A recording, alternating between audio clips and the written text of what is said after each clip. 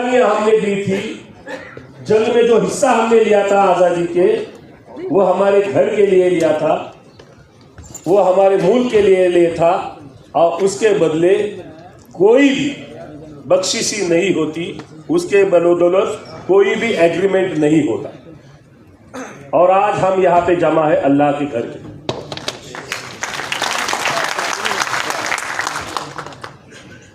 काड़ेवाड़ी की मस्जिद का जो है वो हो चुका है, मदरसे का जो हुआ है वो हो चुका है, बराबर ना, हो चुका है। लेकिन मैं शुरुआत करता हूं कि जल्द से जल्द उसी मदरसे का काम शुरू करके हम आगे बढ़ेंगे, जल्द से जल्द, जल्द से जल्द। वो तोड़ी गई है, वो टूटी नहीं है, हम हमारी हिम्मत से उसे फिर से खड़ा करेंगे और हुकूमत को दिखाएंगे कि हम चुप बैठने वाले नहीं। मैं थोड़ा और आगे जाना चाहता हूं, क्योंकि 11 तारीख आप सबको मिल गई है, 11 तारीख मिली है। 11 तारीख को हम सब जमा होने वाले, ताकत से जमा होने वाले, सभी लोगों को लेके जमा होने वाले, घर वालों को लेके जमा होने वाले, दोस्तों को लेके जमा होने वाले, आसपास के लोगों को लेके जमा होने वाले। तो ये मीटिंग कामयाब। हम आगे चलते। मैं आज से 25 साल पहले पूछना चाहता हूं, पूना शहर, पिपरी चिंचवड शहर में कितनी मस्जिदें थी? आज 140 का आंकड़ा आ रहा है। 25 साल पहले कितनी थी? कम थी, कम ही रहेगी, बराबर ना? उनका स्क्वायर फुट कितना रहेगा हर मस्जिद का? बहुत ही कम रहेगा। आज जो है उससे बहुत ही कम रहेगा 25 साल पहले। लेकिन 25 साल बाद हमें वो मस्जिद बढ़ानी पड़ी, मदरसे बढ़ाने पड़े, बराबर है? जगह खरीदी गई हुई है, बराबर है? कई जगह पे अतिक्रमण नहीं है, हमारा जगह हमारी खुद की है, खरीदी की हुई है। सिर्फ एक टेक्निकल इशू है, परमिशन मिलता है नहीं मिलता है, बराबर ना? 25 साल बाद मैं पूछना चाहता हूं, 25 साल बाद पूछना चाहता हूं, आज के दिन पे लोग, मुसलमान अगर सोसाइटी में घर खरीदना चाहता है तो उसे घर मिलता है क्या? मिलता है क्या? आज अगर मेरे पास पैसे, अपने पास पैसे हैं और मस्जिद के लिए अगर हम जगह मांगते हैं तो जगह मिलने वाली है क्या? तो आने वाले 25 सालों बाद 2050 में मैं पूछना चाहता हूं, आने वाले 25 साल बाद 2050 में मस्जिदों की हालात क्या है? क्या आबादी कम होने वाली है? शहर में भीड़ कम होने वाली है? मुसलमान घर देखते समय पहली बात यही देखता है कि क्या मस्जिद साथ में है, बराबर ना? तो जो मस्जिदें आज 3000 स्क्वायर फीट की रहेगी, वो आने वाले 25 सालों में 30,000 से ज्यादा बढ़ने वाली। ये बात सही है या गलत है? हम डायरेक्ट मुद्दे की बात करना चाहते हैं।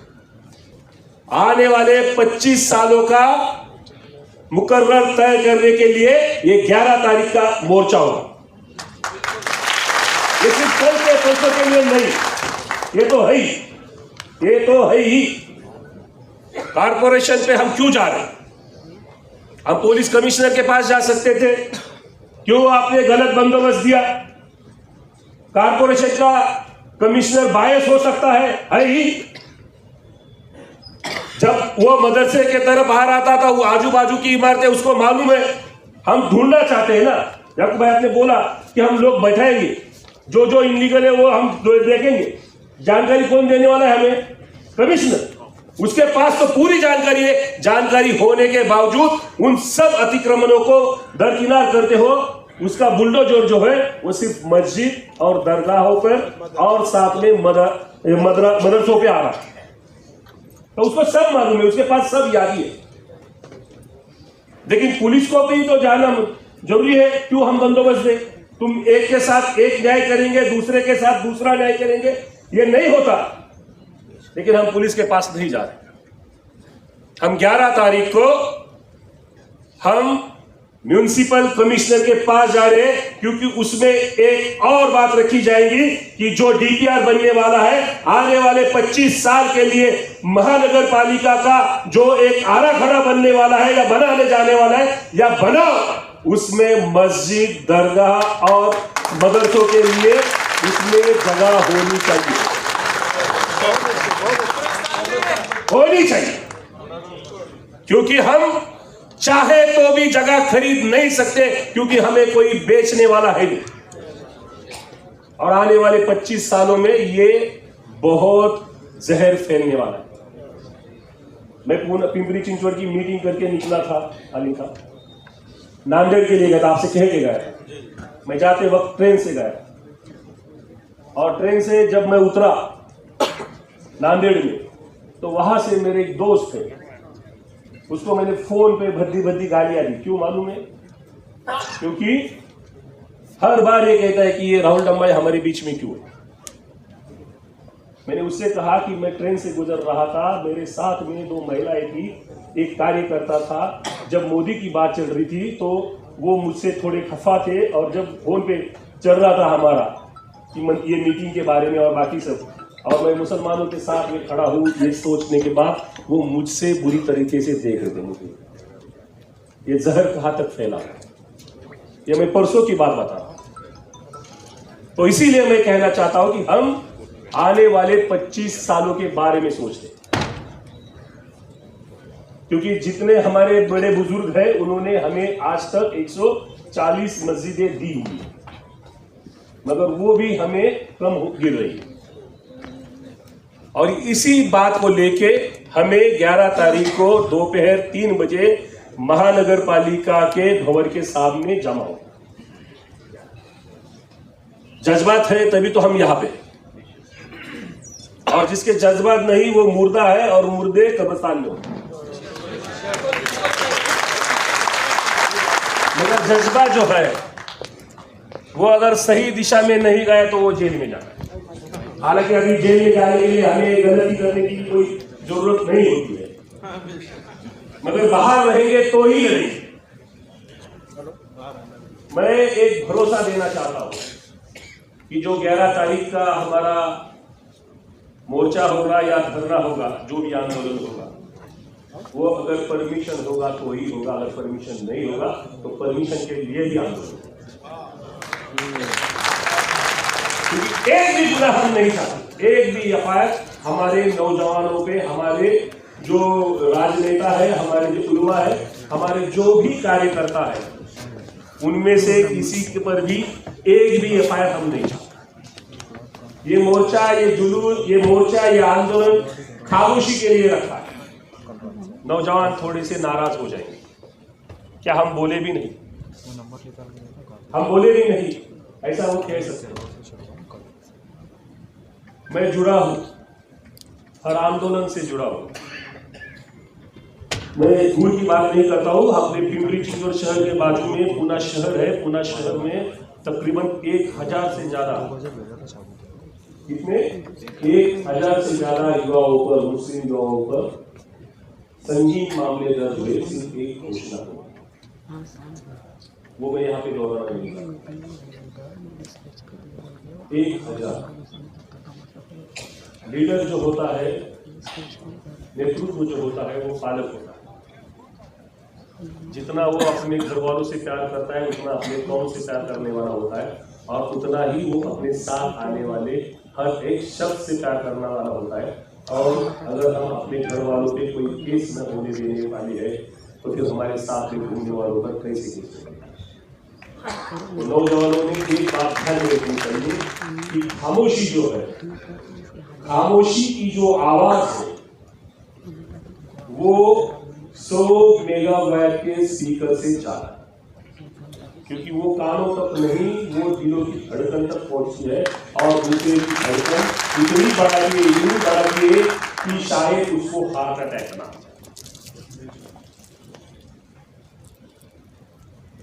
तो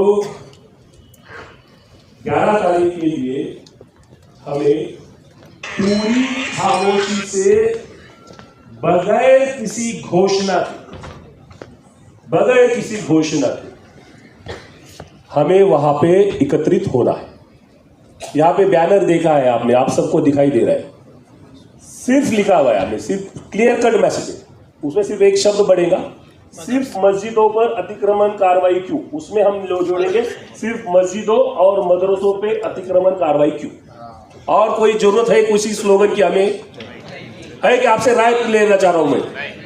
नहीं है ना? यही काफी है ना? और दूसरी बात ये जो अभी ये सूचना आई है, इससे कितने लोग सहमत है कि हम काली पट्टी बांध के ही बाहर निकलेंगे?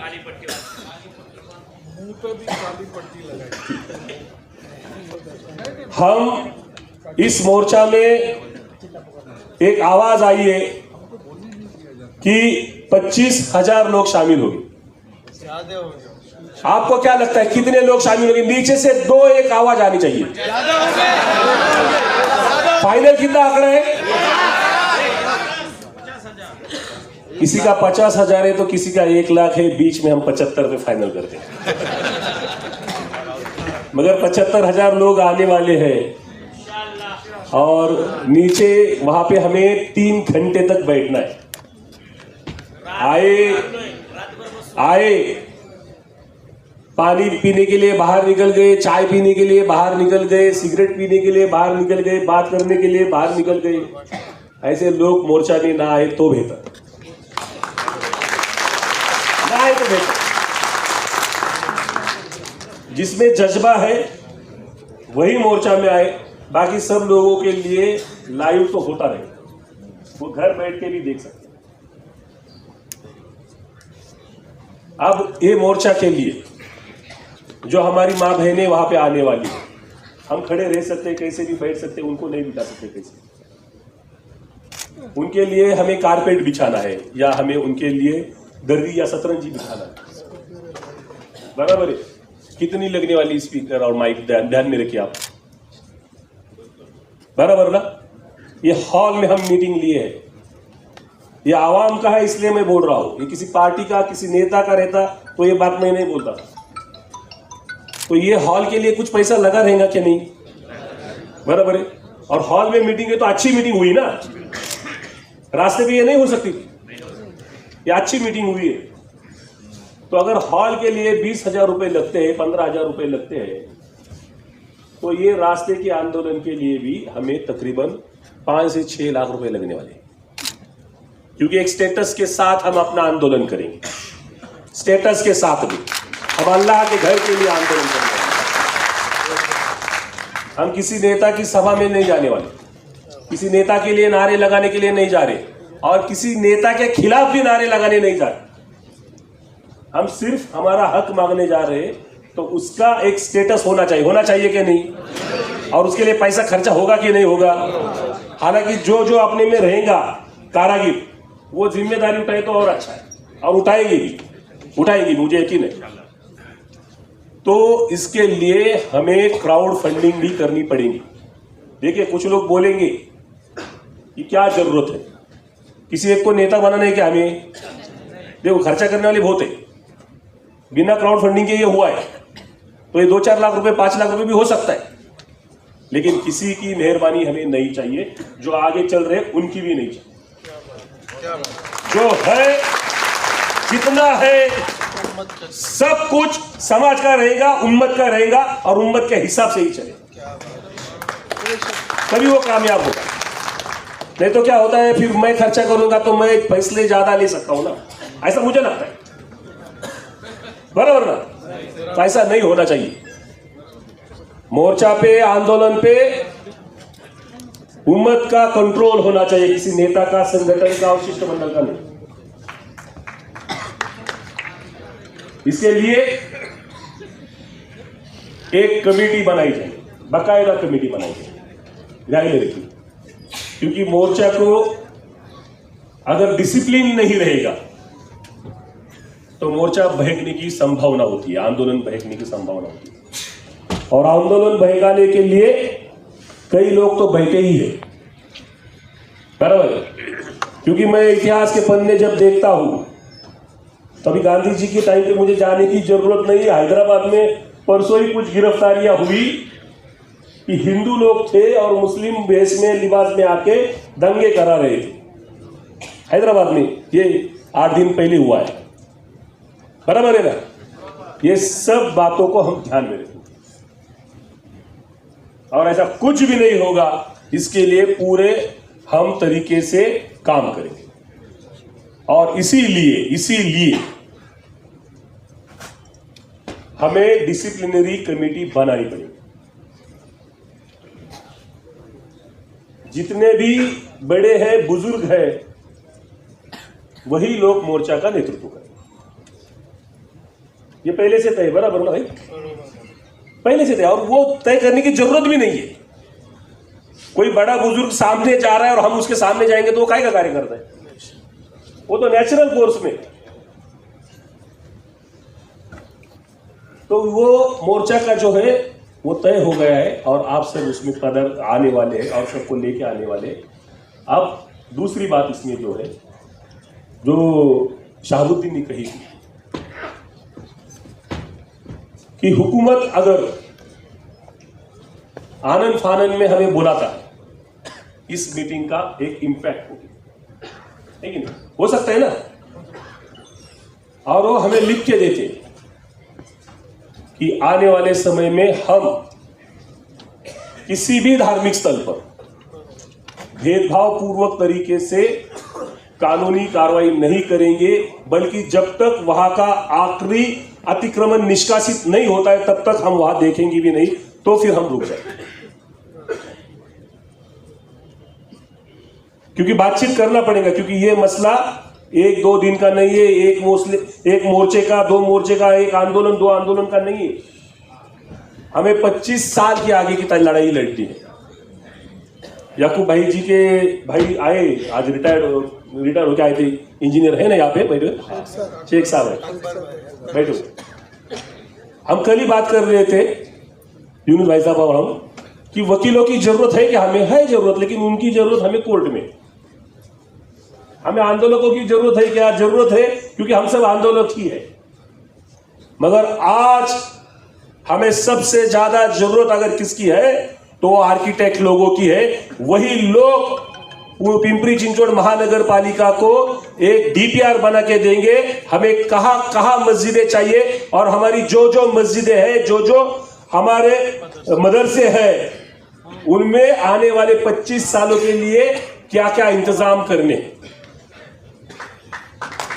तो मैं कहना चाहता हूं कि जितने भी आर्किटेक्ट हैं, जितने भी इंजीनियर हैं, या फिर जितने भी कंस्ट्रक्शन लाइन में काम करने वाले लोग हैं, वो इस कमेटी में बढ़ चढ़कर हिस्सा लें, बढ़ चढ़कर हिस्सा लें। किसी ने कहा कि 90% हमारे जो है वो इनलीगल है, वो लीगल नहीं होगी। कुछ फैसले सियासी होते हैं, हालांकि सभी फैसले सियासी होते हैं। अगर सियासतदारों पे हमारा सही निशाना बैठ गया, सही निशाना, तो वो 2 लाइन पे सब हमारा मसला खत्म कर देंगे कि फला फला तारीख से लेके फला फला तारीख तक बनी हुई सभी मस्जिदें और दरगाह और हमारे मदरसे और हमारे जितने भी कब्रिस्तान है, कब्रिस्तान की जितनी मस्जिदें हैं, उन सब को लीगल करार दिया जाता है। ये हो सकता है, इसमें कोई बड़ी बात नहीं है। सिर्फ निशाना, तीर जो है वो निशाने पे लगना चाहिए। अब इसमें तीरंदाजी में कौन कौन माहिर है, वो आने वाले समय में हमें पता चलेगा। साथियों, डॉक्टर बाबा साहब अम्बेडकर जी का यहां पे जिक्र हुआ। हम परसों यहाँ के एक बड़े अफसर से मिले, पुलिस कमिश्नर के नुमाइंदे थे, उनसे मिले। हमारी पहली जो मीटिंग हुई थी, जिसमें तकरीबन 200 लोगों को बुलाया था, लेकिन आए 60 लोग थे, क्योंकि जल्दबाजी में वो बुलाई गई थी। एक बड़े लेवल के अफसर ने उस मीटिंग को लेके हमें बुलाया था, बातचीत की। उन्होंने कहा कि हमारे कमिश्नर साहब आपसे मिलने को बुलाएंगे तो आप आएंगे। क्या कहा उन्होंने? हमारे कमिश्नर साहब आपको बुलाएंगे तो आप आएंगे। पहले हम जाते थे, अब वो बुला। ये जीत का पहला हमारा परिचय, जीत का परिचय। क्योंकि कानून व्यवस्था ना बिगड़ी जाए, ये सबसे ज्यादा अगर कोई चाहता है तो पुलिस वाला ही चाहता है, क्योंकि काम तो उसको ही करना पड़ता है ना। कारपोरेशन को थोड़ी काम करना होता है। तो उन्होंने हमें बुलाया और बोले, तो याकूब भाई थे, हम थे, हमने कहा कि ठीक है हम आएंगे, हमारी जो बात है उनके सामने रखेंगे। और उन्होंने वो इसलिए कहा था क्योंकि वो बाबा साहब अम्बेडकर की एक बात से पूरी तरीके से सहमत हुए थे कि इक्वलिटी बिफोर लॉ, कानून में सब लोग समान हैं, कानून किसी में भेदभाव करने की इजाजत नहीं देता। और यहाँ पे हमारे साथ भेदभाव हो रहा, अतिक्रमण के नाम पे हम पर जाति हो रही है। इंडियन कॉन्स्टिट्यूशन में हमें डॉक्टर बाबा साहब अम्बेडकर ने और उनके सभी साथियों ने मिलकर इस देश के संविधान को लिखते हुए हमारे लिए कुछ धार्मिक अधिकार दिए थे। उस धार्मिक अधिकार में मुसलमानों के कई सारे अधिकार है और उसमें अपना धर्म उन्हें हर तरीके से, हर संभव कोशिश के साथ में, हर उस समय पे जितना भी खराब क्यों न समय चले उसे उन्हें अमल लाने में उनके लिए कुछ अधिकार दिए हुए, सारे अधिकार। और वो अधिकारी उसी बात पे कन्विंस हो गया कि उनको मैंने समझाया कि साहब बाकी सब छोड़ दो, जुम्मा की जो नमाज है वो मस्जिद में ही करनी पड़ती है और वो हजारों साल की वो संस्कृति है और वो कंपलसरी है। तो फिर वो परेशान हो गए। बराबर, रोज की नमाज हम घर पे पढ़ सकते हैं, लेकिन जुम्मा की नमाज के लिए हमें मस्जिदों की जरूरत है और वो हमें भारतीय संविधान ने भी हमें दिया हुआ अधिकार है। हालांकि वो अधिकार हमारे धर्म का है, लेकिन भारतीय संविधान ने उसको मान्यता दी है और उसको प्रोटेक्ट किया।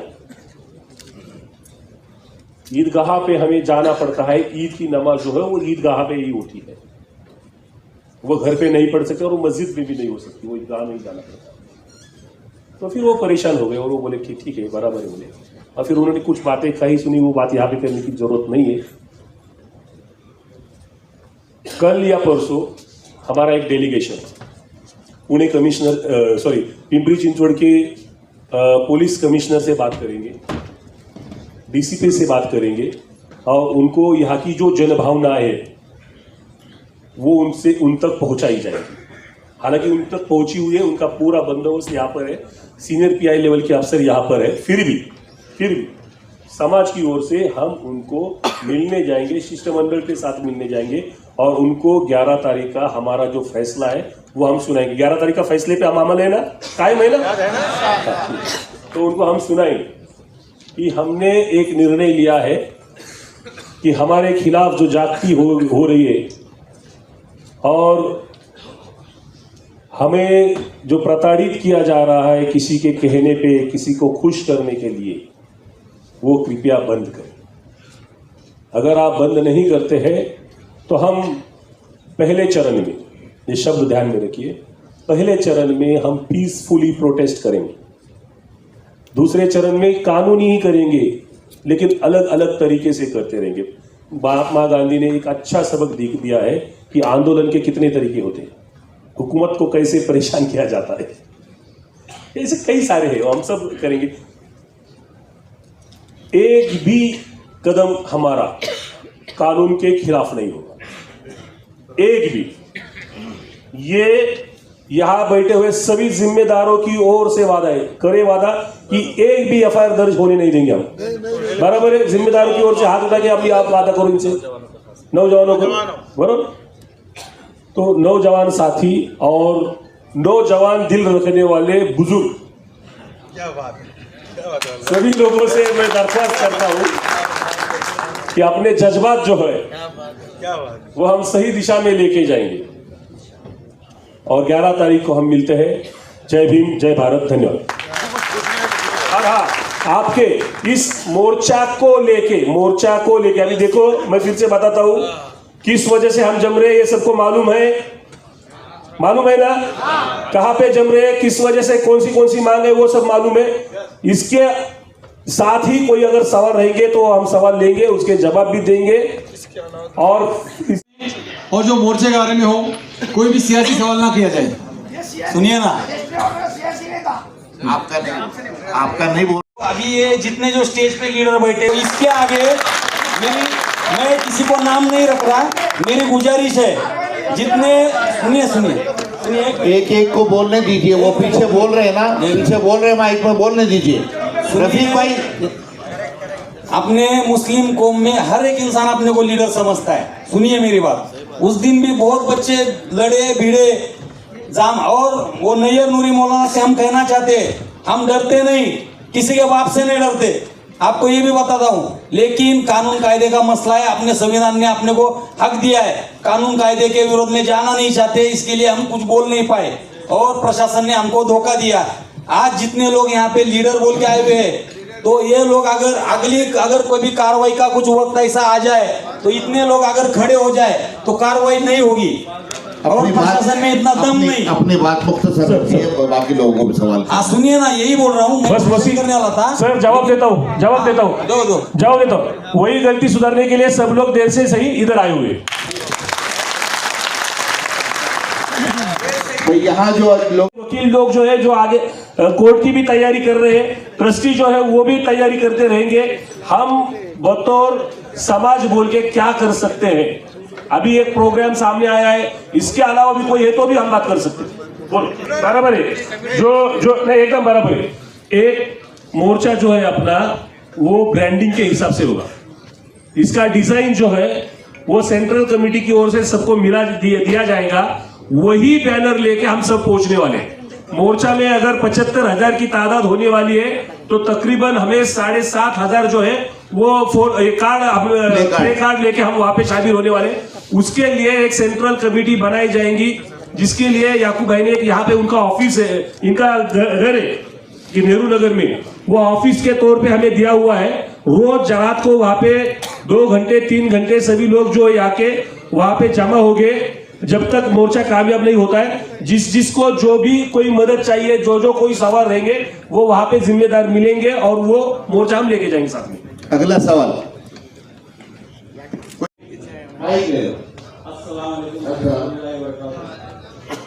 इस इलाके मेरा नाम है जियाउद्दीन आमीना मस्जिद रोड पे करेश।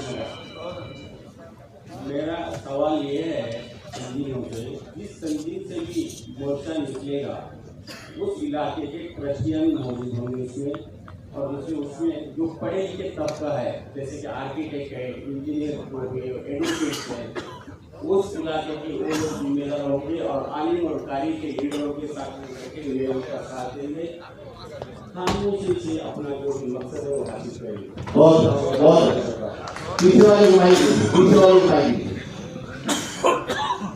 हाँ भाई बोलिए। अस्सलाम वालेकुम। मेरा ये सवाल मतलब लोगों के फायदे से बनते हैं कि जैसे महिलाएं भी आएंगी हमारे घर की, वहाँ बहनें भी आएंगी, और जो पार्किंग का भी जो सिलसिला होगा उसके लिए बताया जाए कि भाई इस जगह पे पार्किंग होगी, क्योंकि पैदल आना है हमको। सारे गाड़ी लेकर अगर रोड पर आ जाएंगे तो ट्रैफिक जाम हो जाएगा, उस वजह से लोगों को प्रशासन फाइन मारेगी और लोगों की गाड़ी। ये मोबाइल टॉयलेट्स जो है वो महिलाओं के लिए और पुरुषों के लिए अलग से हम बनाएंगे। ये सब इंतजाम जो है वो वहाँ पे हम करने जा रहे हैं। अच्छा सवाल किया। और किसका कोई सवाल है? हा राहुल सर, जर समजा मोर्चामध्ये वेगळं वळण लागलं मोर्चाला चुकून, कारण काही लोक ते काम करणारच आहेत, तर त्याकरता आपली टीम जामीन मिळवण्यासाठी किंवा अरेस्ट करू नये म्हणून आपल्याला आधीच एक टीम अशी तयारी करावी लागेल की आपला एकही माणसावर FIR किंवा असं दाखल नाही झालं पाहिजे। त्याकरता तुम्ही पक्क नियोजन करावं अशी माझी विनंती आहे। याच्यासाठी मी एक महत्त्वाची सूचना इसके लिए बारे में मैं एक आपको बताता हूँ। 1 मिनट सिर्फ, एक बहुत अहम सवाल है कि मोर्चा खामोशी से है, फिर भी हम वहाँ पे करने और स्पीकर लगा रहे हैं। वो इसीलिए लगा रहे हैं कि वो सेंट्रल सिस्टम रहेगा माइक का, जहाँ से हर एक बात आपके सामने रखी जाएगी डायरेक्शंस के लिए। कोई अफवाह भी फैलाता है तो उसको तुरंत खारिज करने के लिए वो माइक काम में आने वाला है, क्योंकि जब ज़्यादा भीड़ यहाँ पे इकट्ठा होती है तो मोबाइल के रेंज में प्रॉब्लम्स आते हैं, बराबर है। कई हुकूमत शायद जामर लगा दे, ऐसे भी होते। तो यहाँ से जो सूचना आई थी उसका हम अमल करने वाले। जो भी हमारे वॉलंटियर्स रहेंगे उनके पास में वॉकी टाकी रहेगा, हम सरकार को, एक कलेक्टर साहब को एक निवेदन देने वाले हैं तुरंत कि यहाँ पे किसी भी तरीके से जाम न हो जाए मोबाइल, उल्टा एक वहाँ पे यूनिट ज़्यादा लगाया जाए, भीड़ जब हो रही है टावर के लिए, तो ये सब बातें करेंगे। बावजूद उसके अगर कोई गलत काम करता है, फिर वो उधर का हो या इधर का हो, वो जेल में ही जाएगा। अपने बाजू वाला जो जिम्मेदार है, देखिए यहाँ पे एक बहुत अच्छा शब्द लिखा है, आज इस मीटिंग में बैठे हुआ हर एक शख्स पिंपरी चिंचवड शहर के मुस्लिम जिम्मेदारों की मीटिंग, हर एक जिम्मेदार है, वो दूसरे को पुलिस के हवाले दे देगा, निकल जाएगा। क्योंकि किसी एक के लिए, किसी 10 के लिए पूरे आवाम पे हम केस नहीं लेना चाहते। हमारे मकसद को हम गुमराह करना नहीं चाहते। फिर भी किसी ने अगर गलत तरीके से ऐसा किया, हमारे बच्चों को फंसाने की कोशिश की, हमारे मोर्चा को वो हम कल से ही तैयार कर रहे हैं। अस्सलाम वालेकुम रहमतुल्लाहि व बरकातहू। मेरा नाम अजहर है और मैं ये पूछना चाहता हूँ कि आज जो आप ध्यान में रखिए, सदन में सब बात ये, यहाँ सदन में सब एक है और हम हर बार सदन में ही बैठेंगे। अगला सवाल पूछिए, कौन पूछना चाहता है?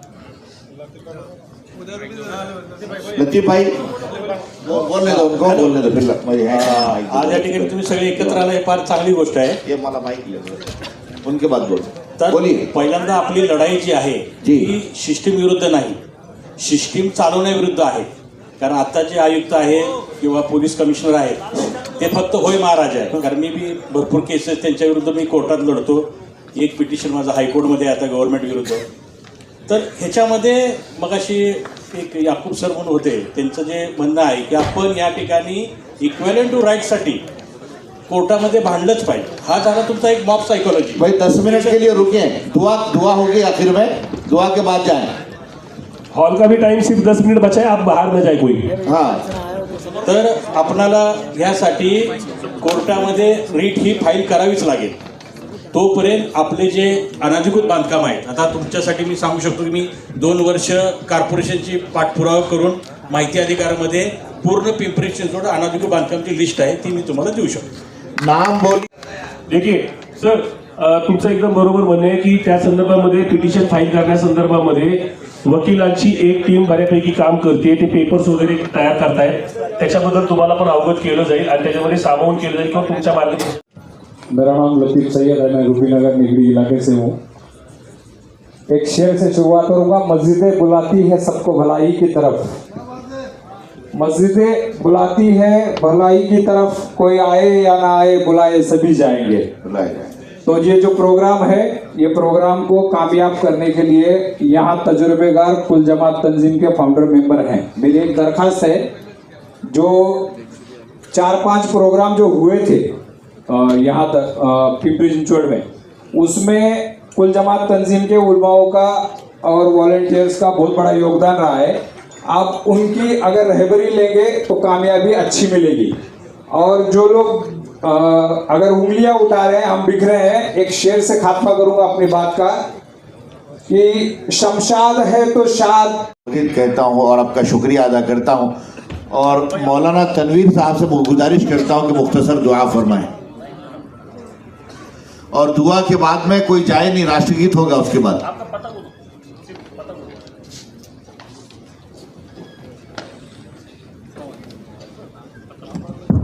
अस्सलाम वालेकुम, मैं याकूब शेख, नेहरू नगर में नूरानी मस्जिद है, उसके सामने मेरा ऑफिस है और घर भी है। तो इंशाअल्लाह इस काम के लिए मेरा घर जो है सुबह शाम को 6 से 11 तक कभी भी आप लोग आ सकते हैं उधर, और ये ऑफिस इंशाल्लाह इस दिन के काम के लिए वक़्फ़ रहेगा मेरा। और मेरा नंबर लिख लीजिए 9850504476 9850504476। नुमाइंदे और इसको जो अखराजात आएंगे, जो दिल से देना चाहता, कुछ उलमा कुछ हमारे जिम्मेदार चुने जाएंगे, उनके पास आके आप दे सकते हैं। इसलिए बार कोड आया, फितरा पैदा होगा और इस पे अनलीगली काम होगा, ये हमें कतई बर्दाश्त नहीं। गुरुजी के पास से वाकई में भाई, हम ये सही बात है। और इस काम के लिए पैसों की वैसे तो जरूरत इंशाल्लाह नहीं पड़ेगी। कोई मंडप वाला है तो अपनी तरफ से पेश करके मैं कारपेट में देता हूँ, कोई स्पीकर वाला तो बोले स्पीकर देता हूँ, और अगर कोई प्रिंटिंग वाला है तो बोलो कि हम लोग बैनर जो आपके हैंडबिल है, हैंडबिल हम देंगे बना के। अगर फ्लेक्स वाले हैं, पानी की बाटली मैं देता हूँ, 5000 पानी की बाटली। अल्लाह इनको कबूल करे, अल्लाह इनके जानवर को कबूल करे। रफीक भाई पानी की बाटली लाएंगे।